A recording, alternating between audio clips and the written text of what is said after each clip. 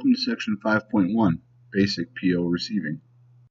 In this section, we'll cover how to look up a purchase order and post a receipt. The first step will be to locate the Stock Receipts icon in the toolbar. Then, if you know your purchase order number, you can enter it in the PO number field. If not, hit Enter, then hit Search. You can sort this grid by branch or by vendor. Once you've located the PO you'd like to receive, click on the order number. Next, you'll want to enter the quantities that you checked in on your pack slip into the Quantity Received field. Then you'll want to scan your pack slip into our shared drive. Go to Attachments and click Add Documents. Locate the pack slip in the shared drive and add the document to the order, then save. Now that you've seen how to receive a purchase order, why don't you pause the video and practice on your own.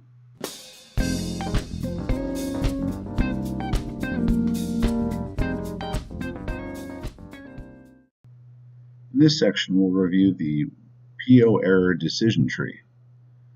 First, you'll start off by checking in a purchase order by marking the quantity received in the pack slip. Identify if the product is damaged. If it was damaged, did you refuse the product at delivery? If yes, be sure to notate your bill of lading before the driver leaves. Exclude the item from the check-in and notate the item on the pack slip is not received. If you have a damaged item, but it was not refused upon delivery, then include the item in your check-in since it's physically present. Write the quantity received on the pack slip.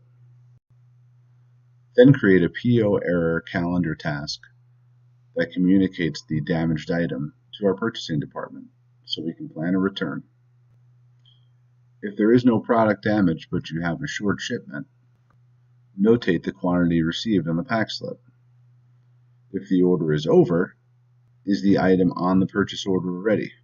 If the item is on the purchase order, go ahead and enter that quantity received in the pack slip. For both these cases, create a new PO error calendar task documenting the issue. If the item is not on the purchase order, note the item on the pack slip to be received after the item is added to the purchase order by purchasing. Quarantine the additional item in the warehouse and make sure it does not go out to stock until it's received. Then create a PO error calendar task, letting purchasing know they need to add a new item to this purchase order. Next, we'll review how to create a PO error calendar task.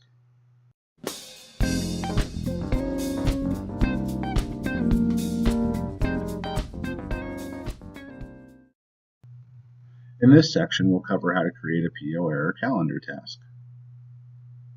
This will be used when there is an issue on your purchase order. First, you'll want to double-click on today's date. Then select Task in the Type drop-down. Next, enter a subject. For all PO errors, we'll use a PO error subject with a hyphen followed by the error code. Then link the purchase order by using purchase order in the link dropdown, and then searching for the purchase order.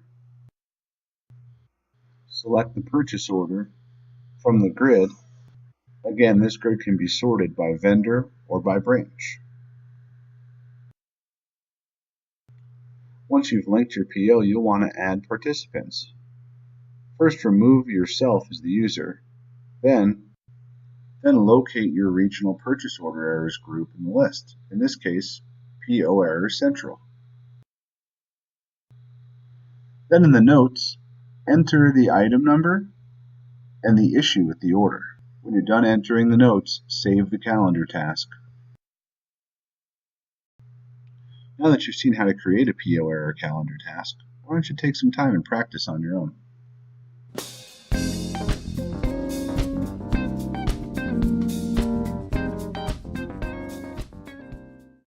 In this section, we'll cover how to receive a back order on a purchase order. First, click on the Stock Receipts icon in the toolbar. Then, locate your PO number, or you can use Vendor as a search filter. Then click Search. Note the status here, Open and Back Ordered, OB. And select your order and open it. As As you can see, there have already been receipts on this order, but we're going to create a new receipt by clicking New. Then you'll complete receiving the order by following the steps from 5.1. Now that you've seen how to receive a backorder purchase order, why don't you pause the video and practice on your own.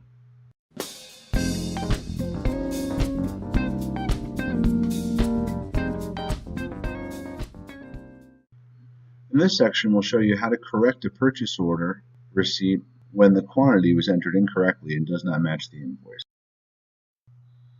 First, locate the calendar task that was assigned to you from the Accounts Payable department in your calendar. Then, open up the linked purchase order after reading the notes. Then head down to your Receivings tab and select the receipt that you want to update. Update your quantity to the quantity received, and save. Now that you've seen how to correct the quantity on a receipt, why don't you pause the video and practice on your own.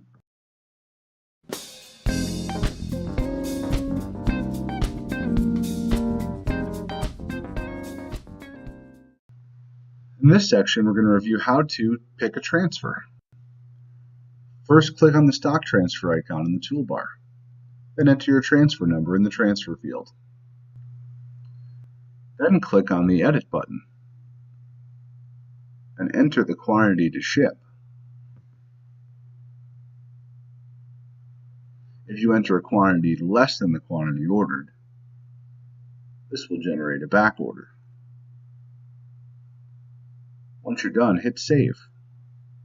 Now that you've seen how to pick a transfer, why don't you pause the video and practice on your own.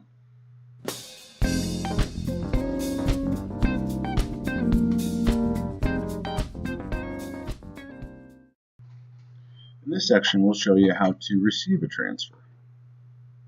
First, you want to locate the stock transfer icon in the toolbar.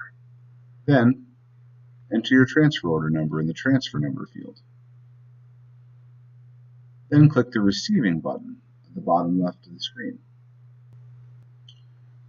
Click Edit, and then enter the quantity received into the quantity received field. You will also be required to enter your password credentials into the Receive By field. Then, you can save the order.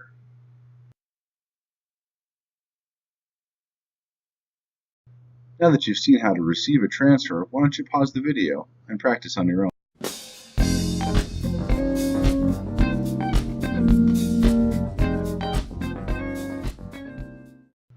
In this section, we'll demonstrate how to create a transfer error calendar task. First, you want to locate today's date and double-click on the calendar. Then set the type to Task. In the subject, enter Transfer Error, and then follow that with the transfer order number, since transfer orders cannot be linked to our tasks on the calendar.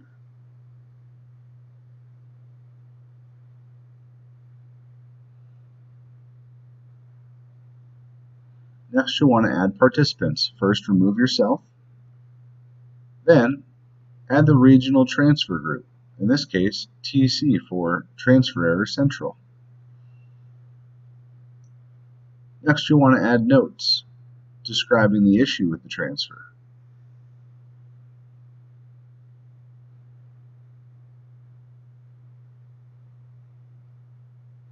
When complete,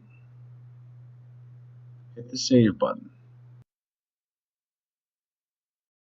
Now that you've seen how to create a transfer error calendar task, why don't you pause the video and take some time to practice on your own.